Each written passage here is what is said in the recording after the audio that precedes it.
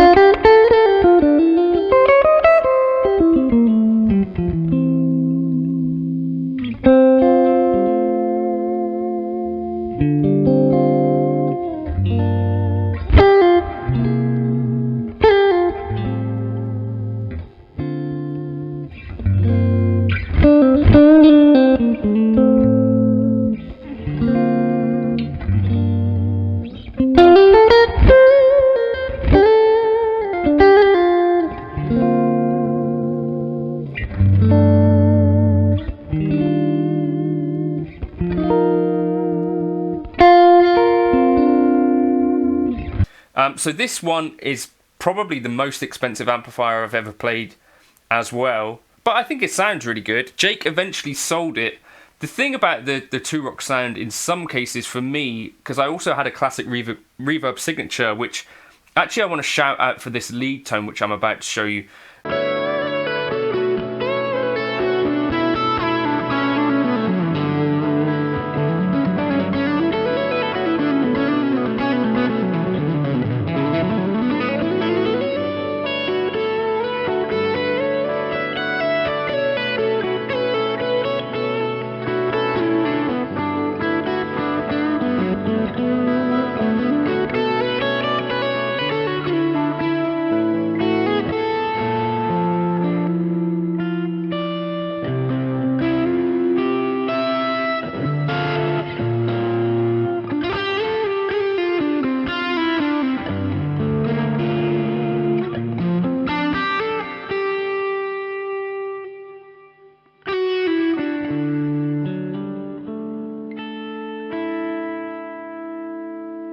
It's that I kind of think there's almost too rich a mid-range voice for a bunch of context. So say you were playing a blues gig, I think the Two Rock kind of dumbly sound might be perfect, right?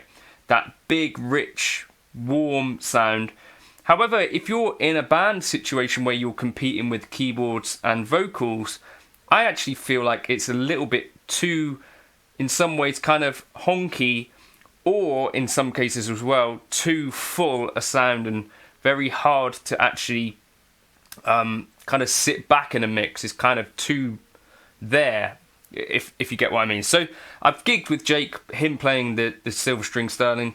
It is a master volume amplifier, so it is actually quite controllable, but that's kind of my memory of it. It's just like, wow, this is a huge sound, and in some cases, you know, particularly if you're playing quieter stages, it might not actually be the best amp for that, in which case I think in some ways like a smaller Fender might be the thing. Talking of smaller Fenders, I did own a, I think, 79 Silverface Fender Champ for a little bit, and when my buddy Phil asked if I wanted to do a video with his 64 Strat, I said yes, and I had it for a few hours, and I plugged it into the Champ. I basically just stuck a mic in front of the Champ and then chucked that into probably like a hall reverb or a room reverb or plate reverb or some sort of reverb.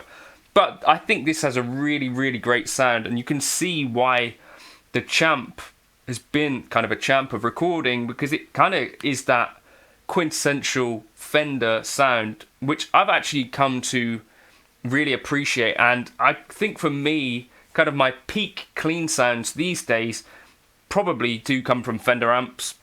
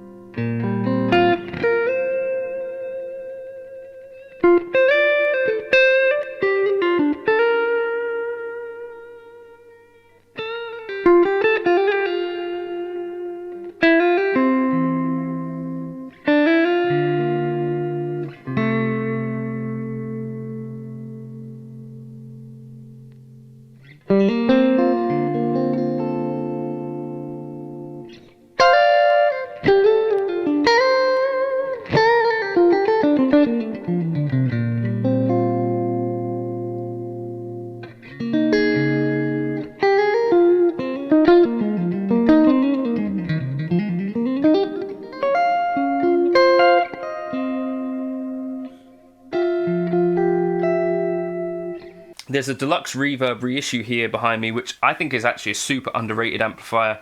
Me and my buddy Jake found this one for sale for £850 nearby, so grab that. I would say a Deluxe Reverb Reissue might be a bit of a sleeper amp if you're looking for something that has some really cool tones in it. Particularly the normal channel takes pedals incredibly well. The vibrato channel, not so much. It kind of gets a little bit more scoopy and a bit more fizzy.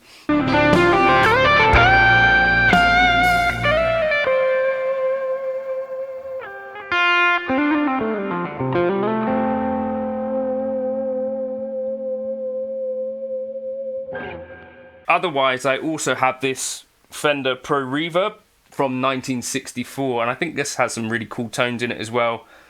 Big kind of full Fender cleans, has 2 EV speakers in it, incredibly heavy, but quite a cool amplifier.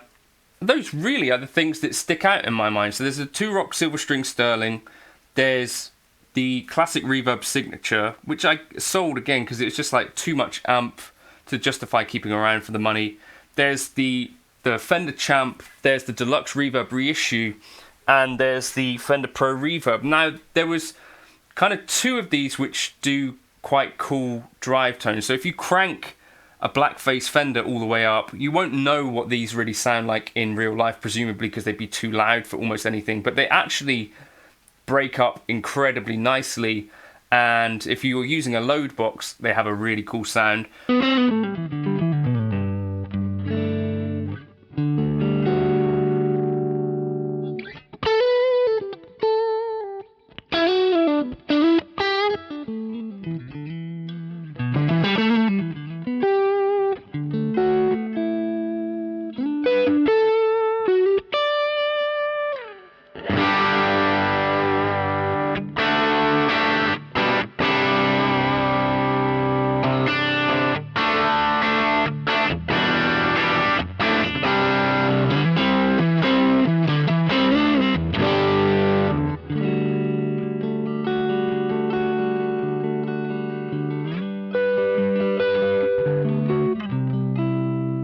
Also, the same sort of thing with the classic Reverb Signature. it's got a master volume on it. If you turn that up and into a load box, kind of crank some of that and crank some of the volume and the FET, you get some really nice driven tones. But actually, I think my favourite driven tone comes from, I think, this, which is the Headfirst Dirty Shirley clone. So I just wanted to play you out with this maybe, because for many years I kind of was chasing this Dumble idea, you know, not with real Dumbles, but Dumble clones, and maybe finding that actually it didn't quite do what I was wanting it to do. It might be a bit on the bloated side, whereas this, which is the it's like a Dirty Shirley, like a Friedman, which is like a souped up JTM 45 from Friedman, so probably got more gain, actually kind of sits in that spot where it's like a really singing.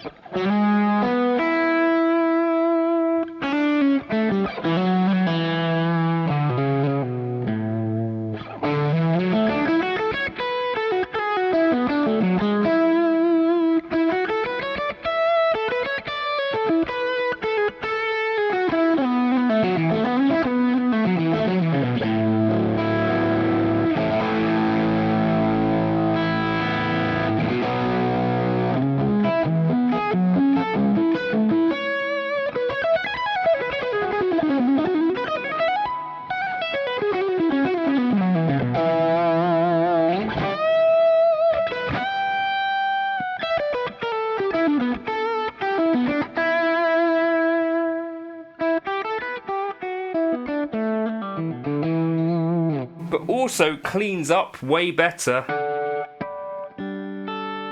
than the things that I've tried over the years from the likes of like Mesa Boogie or, you know, the Dumble clones that I've had, where the Marshall actually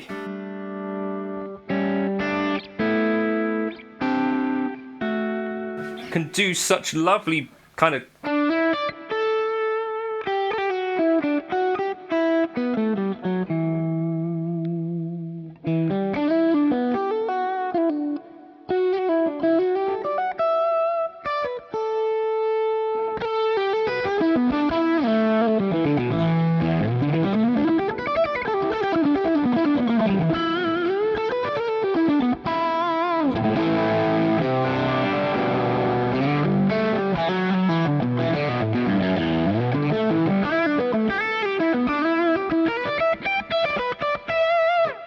I actually think of someone like Scott Henderson, who's owned Dumbles, and you know, I think a lot of people follow Scott Henderson's kind of opinion on some of this stuff, and Landau and Wayne Krantz, and it seems to me that those guys, kind of one of the secrets that they've recognised is that a Marshall drive channel is not just, you know, like an all-out rock machine or whatever that, you know, my preconceptions might have been about it. You know, like if you weren't playing classic rock, you know, why would you be playing something Marshall-y?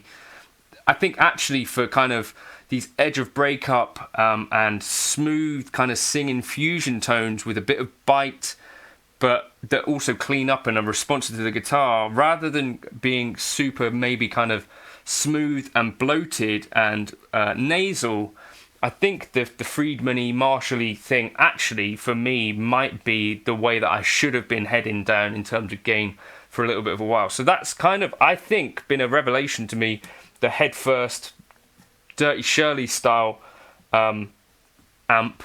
And I'm kind of glad I found it, because it's kind of made me look at Marshall in general, kind of again, with a bit of a fresh sort of set of eyes. And I've got really no experience with Marshall stuff much at all, so I'm excited to kind of get into that. So let me know your favourite Marshall amps if you've got any ideas in the comments, and also your favourite amps that you've tried as well. I'd love to hear from some of you guys. I'll try and get a chance to look at the comments. I'll catch you in another video soon. Any of you played a Dumble, cheers for stopping by.